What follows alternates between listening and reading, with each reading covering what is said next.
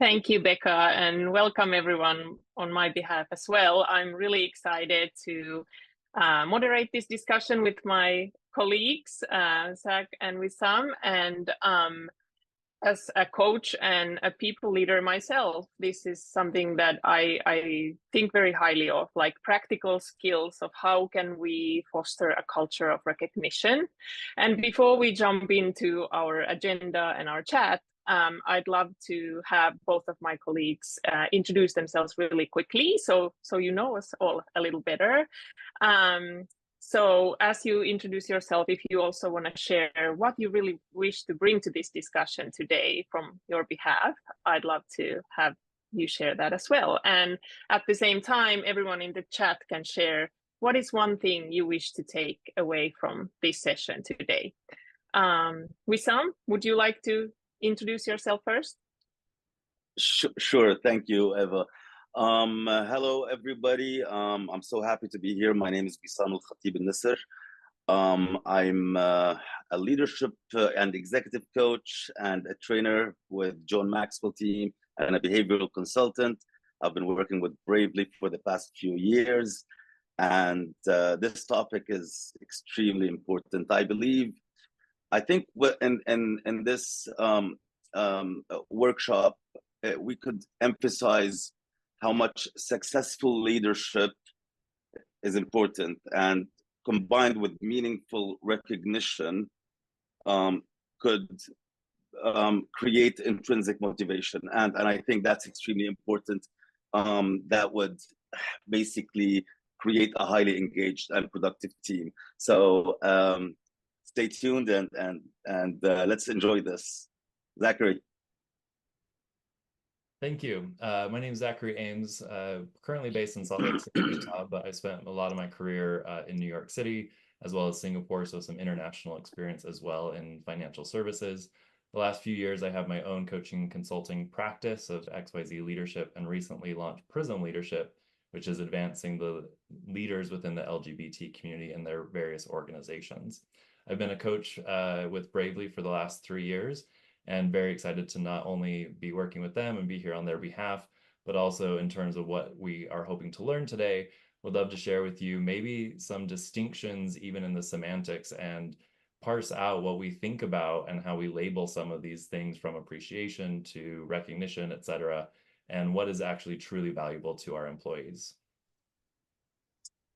Thank you both. Yeah, Wissam, when you mentioned the meaningfulness during Rebecca's icebreaker, I saw hearts coming up from the audience. So I think that's definitely something people are looking forward to discussing, or us discussing about.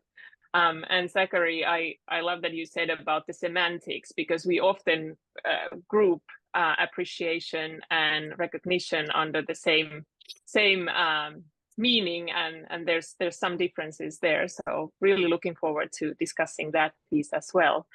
Great, let's get started. We're in good company, and yeah, please everyone keep the chat active. I'll try to monitor it as we move forward, but also we will have the Q&A in the end. So let's get started. At first, I'd love to hear your thoughts around why really is recognition such important skill for leaders. Zachary, would you like to go first? Absolutely. I think one of the big things I've been talking to various leaders about lately is that we sometimes forget that people are people, right? There is a human being element in all of us, and even in our employees. And we used to even joke, an old HR manager and I, our jobs would be so much easier if it weren't for the people. And I'm not saying that in the sense of I wish for an automated big AI machine learning world.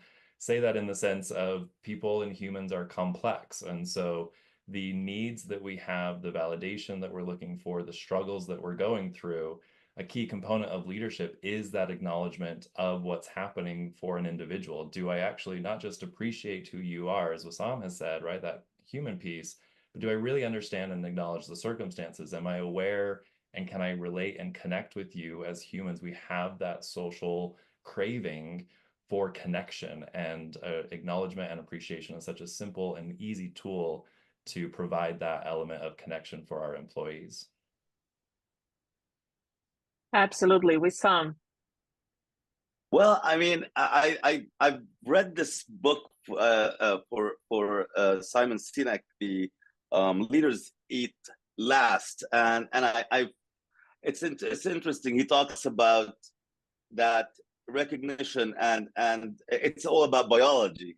He says leaders should prioritize creating socially connected teams where appreciation and recognition is common among the teams, as they are linked to long-term happiness through serotonin, oxytocin, and just short bursts of dopamine from rewards. So it's biological to want recognition. I loved how Sinek puts it.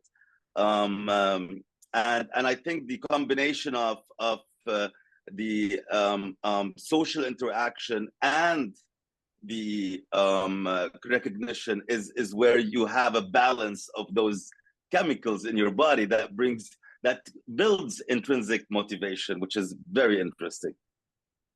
Yeah, what I hear both of you talk about is that recognition is not a nice to have. It's really our human need. It's our need to be seen and valued as who we are, but also what we do. And when we work hard for something, that it gets seen and recognized. So next question from that is that why then do you think so many leaders struggle with recognition and giving it to employees? Wissam, you want to go first this time? I think it's because, first of all, maybe they don't know the preferred language of appreciation. I don't know if you've read this book, The 5 Languages of Love, and there's the Gary Chapman and White. They wrote the 5 languages of appreciation in the workplace. So words of affirmation, quality time, acts of service, tangible gifts, physical touch. So if leaders put the effort to know their teams, do assessments, understand what is their language, just like with your partner, same thing with your teams. Imagine if you want to congratulate somebody for doing a great job and they are a steady person who they are more of a shy introvert, and you make it public, they're not going to feel good. So understanding that this person would rather have quality time, maybe sit down, maybe go have a coffee together, that to them is amazing. So speaking their language is extremely important. And not knowing the language, you become very generic. Mm-hmm. Yeah, this is such a common theme in coaching sessions where we discuss on like how to learn more about each individual that I manage and how to be curious about what works for them and how I can support them better. So yeah, being personalization is really, really important. Zachary, what do you say? Yeah, I agree. And I think that's as important as it is, I think that is part of the complication, right? So depending on how big my team is, sometimes that feels like a Herculean task that I have to master this exactly what they want. I think the simplicity of that, though, is we want to get onto the target when we aren't necessarily always looking for the bullseye. And I think so often we think it has to be absolutely perfect and precise to take action. I don't think that's true. I think the other big factor that I've seen, especially in high performing companies, is that the bar and standard of what is good is so high that when we achieve it, we just assume that that is the expectation. And so even if someone is going above and beyond, I know in organizations I worked at, it was frustrating when that didn't seem to get recognized or you weren't rated a certain way or these things, but it's because that bar is at such a level. And I think that sometimes is a piece that we sometimes, as managers and leaders, we have our own pressure, we have our own goals and objectives, and we have our own KPIs, and we're hoping for our own recognition. And there's so much work to be done that sometimes this feels like it's extra and it's something in addition to. It's not just managing the workflow and managing the people, it's this other element. And I think the kind of secret in this is that if you let it be part of the mixture of your work and not a side dish is really important, right? And I think depending again on your personality or the type of work, there's that famous scene from Mad Men, right? When Peggy basically wants a thank you and Don Draper yells, "That's what the money's for." I think sometimes different companies or different styles or even sometimes managers have a hard time understanding why people want or need that thing because we are compensating, we are providing certain things. And so what else do you want or need? And so how do we go back to, as Wissam said earlier, recognizing that there is a human element, there's a biological component, and that there is, as the data shows, decreased turnover, increased engagement, higher productivity, all these things that our sense of well-being is better if we do it the right way. So we have to move beyond some of those basics as well. Yeah. I would like to add something, if you don't mind. Absolutely.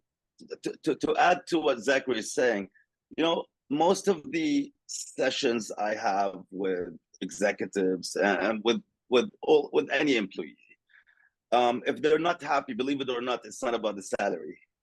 It's about not feeling valued, not feeling appreciated. Most of them, they if they want to leave or they're not happy, it's not about the salary. And we work for money, right? But but in reality, they want to feel valued. They want to be seen as humans. And I think to add to Zachary's statements, it all boils down to the culture, which is embedded by leadership. So the way leaders create that culture of appreciation and recognition, it will trickle down to directors, to middle management, to the whole culture of the company. And that's what would make people stay and feel good and want to continue working for that company and not thinking of leaving. And it's not about the money anymore. It's amazing. Yeah. And really what this makes me want to ask you next is like, well, what can leaders then do? What can individual leaders do to help build this culture of recognition and build it to be an important part of the culture, to share meaningful feedback? What kind of practical advice would you be able to give? I'll jump in with a couple things. First, I do want to layer, just to maybe cap off the compensation conversation. We also can't recognize, and if you have a great culture of recognition, but compensation isn't there, that also doesn't work either, right? Compensation is the foundation. So I often think about it is that comp is about fairness, recognition is about awareness. And so that's a really key component piece, is that if it doesn't feel that it's fair, then it's incongruous to me. You can tell me, I actually have very personal experience with this. I was given a job title increase.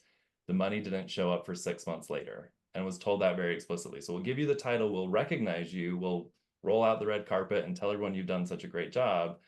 But it was like your actions and your words aren't matching. Similarly, being told, oh, you get to go on this development program, but I knew in the market what my value was. And by the time, literally, if they'd only given me, I don't even think it was a 10% or something comp increase based on stuff that was happening, I left the company, I doubled my salary in my next career move. So there are some key elements, and I would have been saved for just a few $1,000s. So those, I think, are really important for us to recognize, that we can't use this as a band-aid to other things that don't show the fairness. But again, it's because even mentally, it does not sit where you can't tell me you value me and then not actually value me in very literal terms. So with that to the side, there are a few other things, and maybe we'll come back to some of the distinctions here, but I do want to give you, I'm saying, compensation is about fairness, recognition is about awareness. So just saw that in the chat there. Let me give you actually a really practical tool of maybe even how you say it, right? Because we talked a lot about, let me give you the card, let me do this. We know a lot of those pieces, but sometimes we don't even know what to say or how to actually indicate it to someone. So I often use what I think of as the FAIR feedback model. It's often very helpful for people when it comes to difficult feedback because I don't know how to necessarily structure it. But my favorite way to use it actually is when I'm acknowledging someone's effort or the work they've done in a positive way. I practice this. I'm a bit of a nerd around it. So Google reviews, Yelp reviews. After this session, I'll probably send Ava an email and use this in the model. And the FAIR. So F is to frame it. What is the context? Why are we setting or talking about this thing? A is the action. What's the actual behavior I saw, noticed, or witnessed?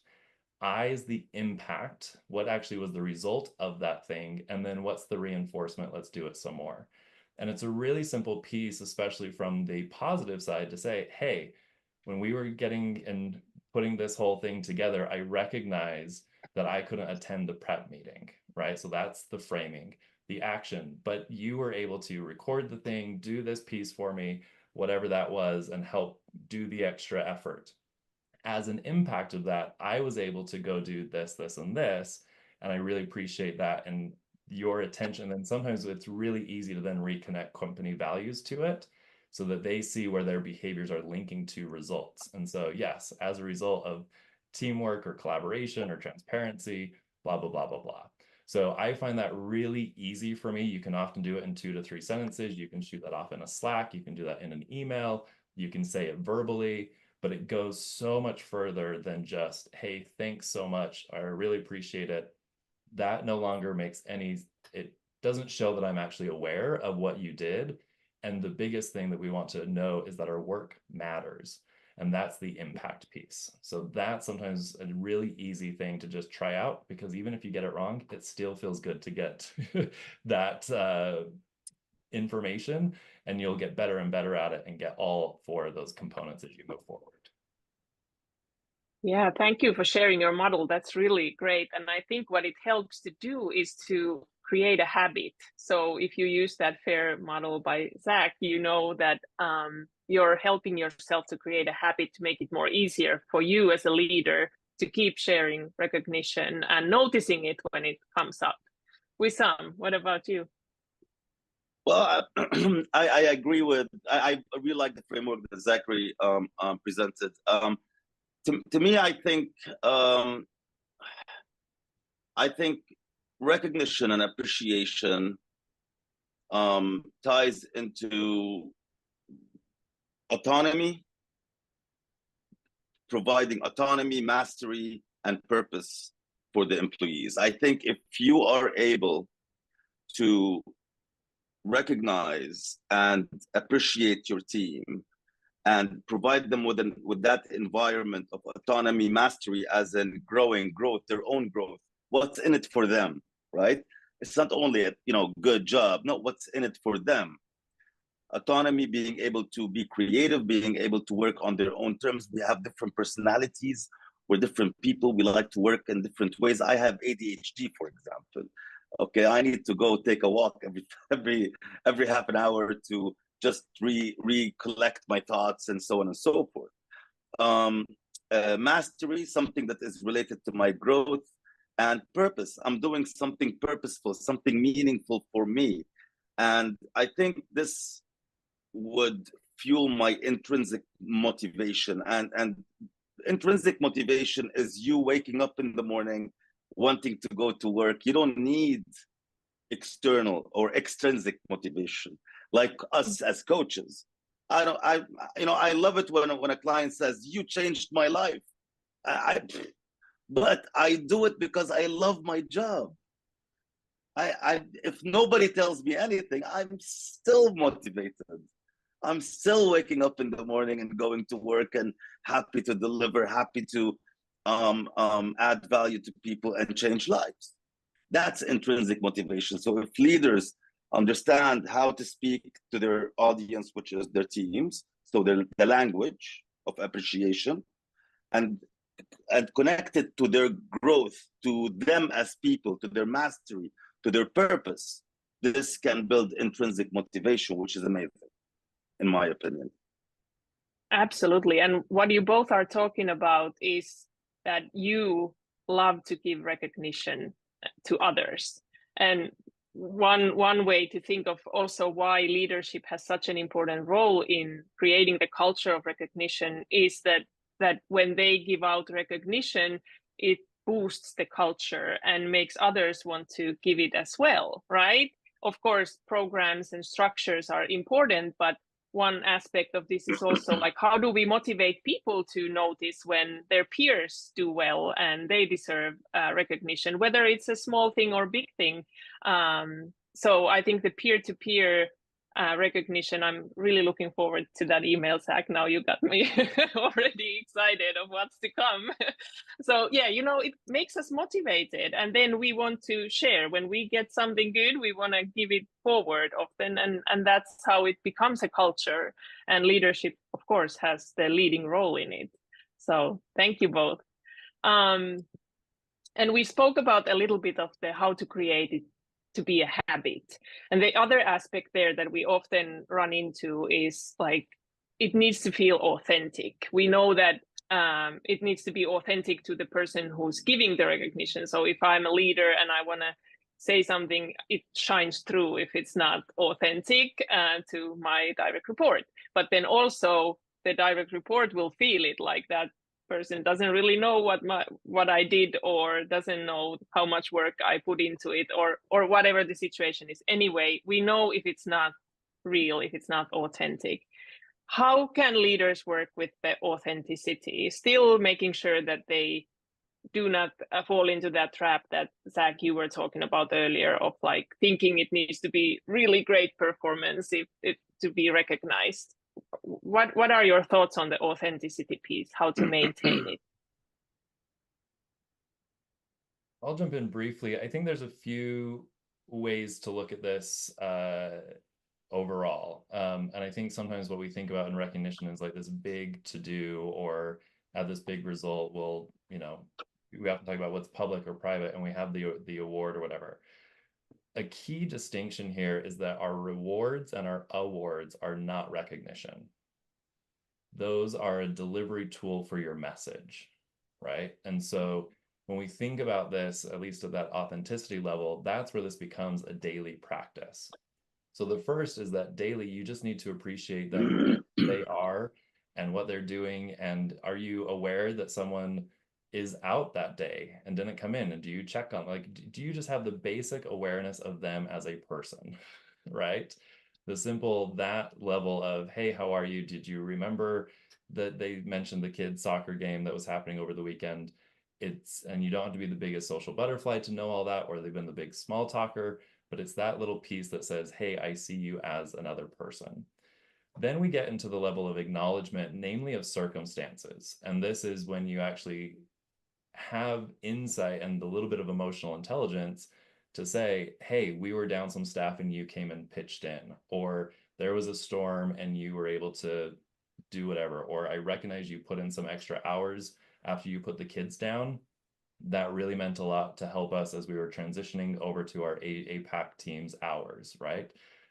Same thing, even when I was in Asia, we always had the night calls so that we could have the global team call, and we were rarely acknowledged for the extra hours we were putting in, the dinners I didn't get to go to with friends. That simple thing of like, hey, I'm just aware of what you're doing is really important. Those things, acknowledgement then is more of a constant awareness, not necessarily a daily practice. Then the recognition really sits in the space of our effort and our progress, right? That's not the results. That's where rewards and awards come in, is here's the result, here's the achievement. But if you think about Chris Littlefield is an expert in this space, has his company called Beyond Thank You. And one of the examples he gives that I love is like, how terrible would it be if you were a basketball player and the whole stadium was filled, but no one cheered or said any or did anything until the very end of the buzzer, and we saw, did we win or did we lose? And then we decide what to say about it. No, we want constant recognition for the effort that's going on. Was that a good play? Or do we get the wow? Do we get the applause? That's the kind of stuff that gets us to our results.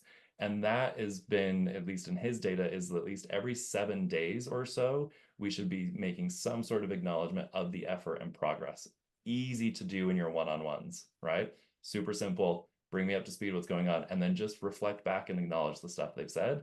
And then, of course, in much more situational elements is where we start to reward and award. Yeah, really to incorporate it to your one-on-ones and daily actions, and like not think of the destination but the journey, which is maybe a bit of a cliche saying, but works in this situation again really well. What about you, Wissam? What do you have on the authenticity piece? Oof, definitely. I mean, everything Zachary said. Adding to that, I think, I mean, personalized messaging, right? Knowing your team.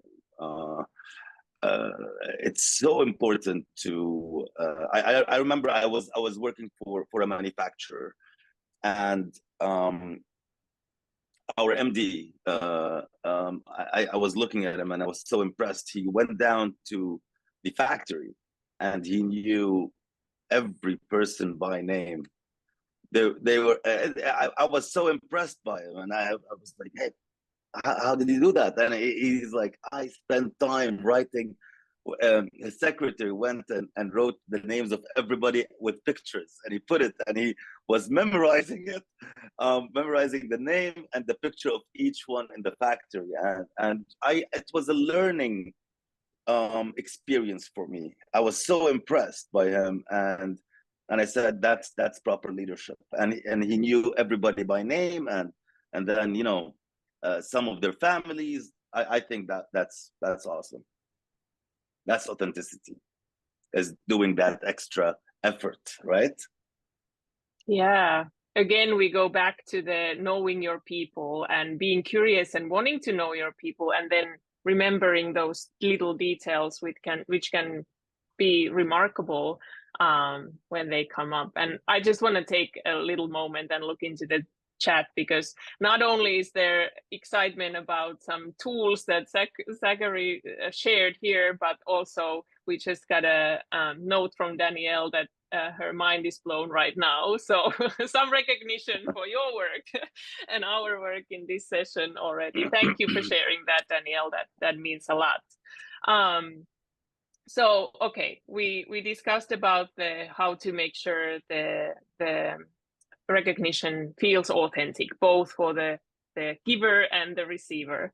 One thing that comes up often in coaching, at least for me, and I'm sure maybe for you also, is making sure that the work and the effort is seen, especially by senior leadership. Like leaders are wondering, like, how do I make sure that not only am I doing this daily and it's part of my practice, but that my teams and the individuals in my teams, their work is seen by senior management. What are your tips on this area? How to make sure that not only the team's work is seen, but also the leaders who's leading that team and their work is seen and so recognized, hopefully, as well. Wissam, do you want to start? Well, I think leadership is to succeed in the success of others, right? As a rule of thumb. And if my team is doing great and they're hitting their KPIs, they're happy, they're enjoying work-life balance, the energy is right, and all of this, you're ticking all those boxes. That means I'm a great leader. Because of what I'm doing, I'm providing them the tools and resources for them to be successful. So I succeed in the success of my team. Now, this is in a perfect world, of course. And another thing that proper leaders usually do, you take the blame if something goes wrong, you give credit when something goes right. So I think it's in leadership, the whole team is one, and it all reflects on the leader. Like in basketball or football, the coach is not playing, but he is, they all like him, they all celebrate him or her because of the performance of the team. So same thing. Yeah, really to see yourself as a leader, as part of the team, and advocate for your team. And I feel like that's already recognition when you do that as a leader, no matter what happens after that. But that's seen by your team and gets a lot of importance. What about Zach? What do you think? So a really simple thing that I've seen, I bet many of you probably do this, right? But there's really an easy thing to do is just to forward on emails of, right? I've seen that many times, sometimes in reverse, is like when a senior leader says, hey, we really appreciated, this great event that happened. When that leader replies, but again, to Wissam's note, is maybe I actually give credit to that person and I CC that person. Or I've also been the recipient of those emails that said, hey, just so you know, the head of that department said this really nice thing about you. The leader doesn't also just keep that information. Sometimes that top-down recognition is important. It's not just how do we move the message up, it's how do we actually say people are noticing. The other big piece here, I think, is also that we sometimes think we have to be like wizards or ninjas in this space and figure it out, and that this authenticity comes from a place of magic. And the reality is you can just ask people what they want, what they're looking for, how they prefer. Oftentimes when I work with first-time managers, it's one of the first questions I have them ask their new people, and vice versa, to tell their manager and say, here's how the question we got at the very beginning: how do you appreciate being recognized? Now, that doesn't mean it's the only way get that, but I want to link that though to this idea of career progression and learning, particularly with millennials. I think most employees in general, but there's a lot of things out there around millennials who are wanting career growth, and that if they aren't earning or they are not learning, they're moving on. And so that's a big piece of, back to this idea of recognition, is do they want that recognition? Do they know, do I even know what leaders need to see so-and-so's work? Is that because they want to make a career move and get into sales, even though they've been in account management? Well, I shouldn't be telling just the account management team about this great person. How do I network across in other directions, right? Or does it matter that the president or the CEO sees this? Maybe not. Maybe that's too high. What the individual's goals? I remember one person recently was sharing that someone basically thought they were doing the right things, saying, we recognize you, we see the potential in you, but they handed a 5-year career plan for them. It's like, as long as you keep doing what you're doing, here is the potential future you have. And she was just like, oh my gosh, they didn't consult me, they didn't ask me if this is what I wanted, and got so nervous, and all of a sudden realized, if I just go in default, they're going to decide my life and my career for me, and made a whole shift. It was that dramatic. So sometimes it's as simple as just saying, what are your career goals? Providing feedback around that, acknowledging and moving up the channel the great moments that that person did that helps them get strategically to where they want to be. That all then combines and looks like and feels like the value and recognition that they are seeking, far beyond any sort of card or plaque or an extra hour off on the weekend. Absolutely. I would like to add something, if you don't mind. Sorry to interrupt you, Eva. Zachary, when you were talking about it's so difficult to ask, or or employees come to their managers and say, oh, that's how I like appreciation, or that's my appreciation language. It is tricky, right? You can't do that, or go to someone and ask them, because you lose authenticity as well. So no, very quickly with some, I'm saying, yes, go do that. Oh, go ask. Yeah. You're saying go, okay. Yes, but absolutely. I mean, if we were to throw a birthday party, do you want everyone in the conference room singing to you, or do you want me to send flowers privately to your desk with no acknowledgement? All right. So right? Yeah, you could go ask. Another way, I thought you said it's sometimes awkward, but if going and asking is definitely the best choice.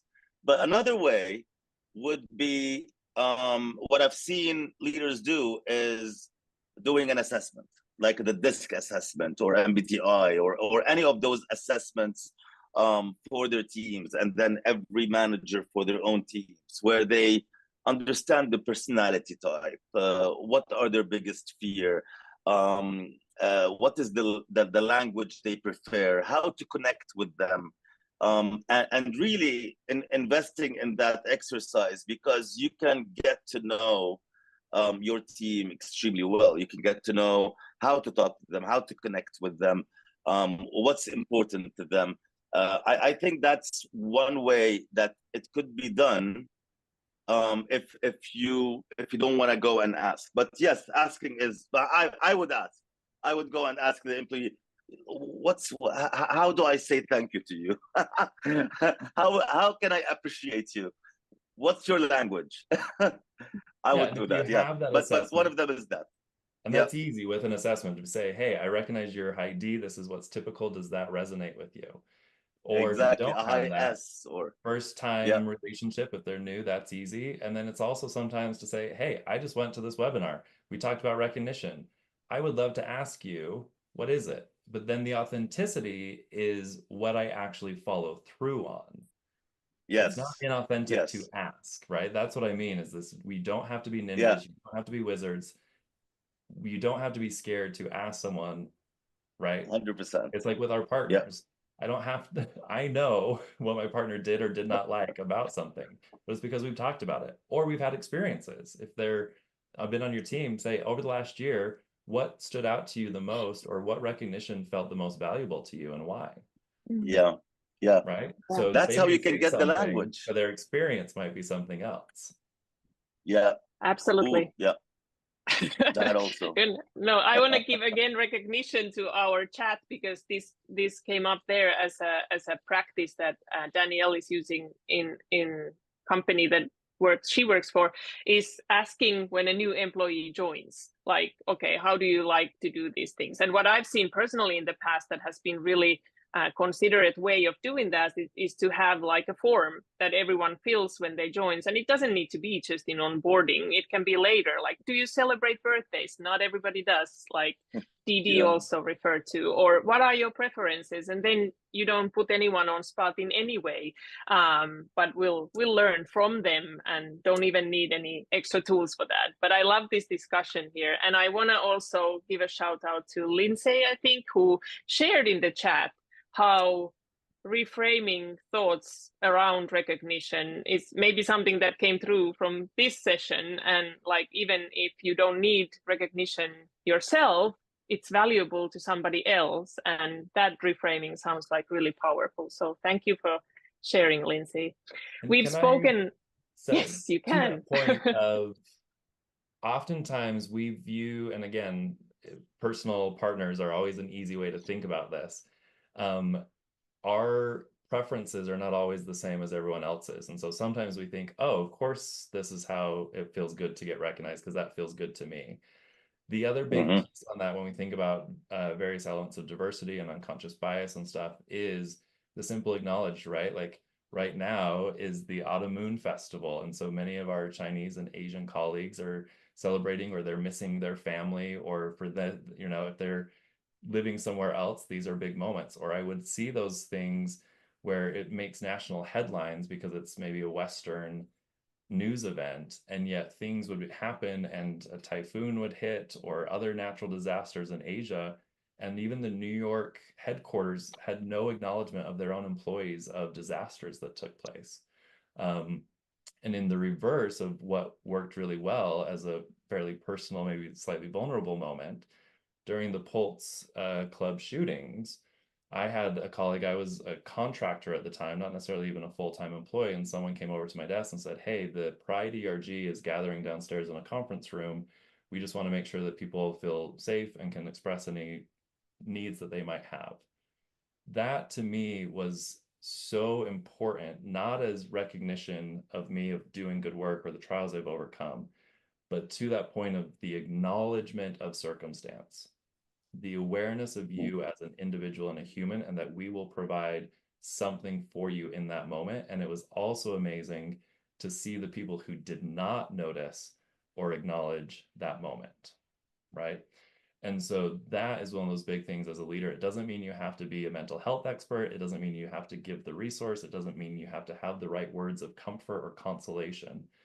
But what matters is that you can acknowledge it and hopefully help connect them to the thing that they need, or simply say, what do you need?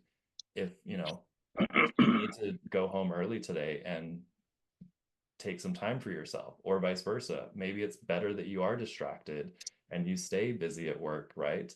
But next week, and just say, I'm here if you need me. So that's the other piece, I think, to that earlier question of why is this challenging, is sometimes we think we have to have all the answers or we have to do everything perfectly. And it is amazing what happens of just a little bit of acknowledgement and a little bit of vulnerability goes miles for someone in the moment that matters to them. Yeah, that's really, really beautiful about the circumstances, and how we can't forget how in difficult circumstances, even actions that maybe normally wouldn't get recognized, recognizing those in those challenging circumstances is very, very important. And I was actually taking a sneak peek to an earlier session today in the webinar, and there was somebody bringing this up in the chat, how they appreciated what someone did because they knew they were going through a lot. And I think that's very, very important. We are almost up our time, but I do want to still get a quick thoughts on something, because we humans often fear that we give too much of the good thing, right? That people get spoiled if they hear too much acknowledgement or recognition. So what are your tips to managers or leaders, how they can balance giving recognition with more critical, constructive feedback? Wissam, want to start? Sure. Well, again, all right. So first of all, it's the culture that is embedded by leaders. So this is important. Okay, a culture of appreciation and recognition. The second thing is understand your audience, know what they like, what would resonate with them, so you could personalize any appreciation to them authentically. Okay. That the third thing that I think is extremely important is to keep it authentic. Don't overdo it. Okay, and when there is only do it when it's due. Okay, in my humble opinion, and I guess definitely try and create intrinsic motivation within your team. This is I think is very, very important.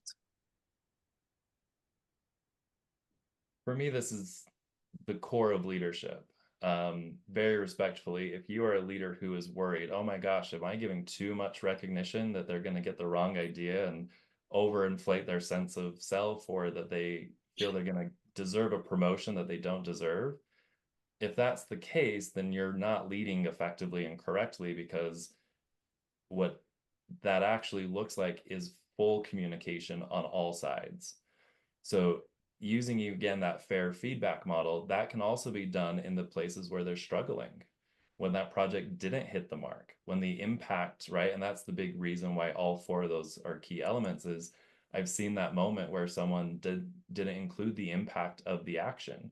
So the person fills in the blanks and goes, well, they didn't seem angry or too upset when they told me that thing. And I know that if they do it one more time, they might actually get fired. So your job as a leader is to effectively communicate where your people stand. And that doesn't mean that I have to withhold recognition. It means I need to be honest and open and be a true partner for their goals and their efforts. And then when I'm giving feedback, I'm not hesitating on that in either direction, because I can come in and say, hey, this was a really great piece. This is what worked really well. Here's some areas where I think we can improve. And I'm not stressed by that. Feedback from a leader who is my partner feels like progress. Feedback from a leader who is not my partner feels like criticism and moving backwards. That's when it becomes tenuous. So if you aren't taking the time to make sure your people know where they are at all times, on both the positive, on the negative, what the actual weight of that impact is, then we have a much bigger issue than, oh my God, did I tell that person good job too many times? If that's the question you're asking, my guess is you're not having the real honest conversations around actual performance. I think that circles back to many of the earlier points that you both have made about the kind of meaningfulness and the communication, and really making this part of the culture, and not thinking of recognition as a standalone thing, but like part of the whole holistic communication that also impacts then to our intrinsic motivation. Thank you both. I think we're at the time where I'll give the microphone to Becca, and she will lead us to the next step.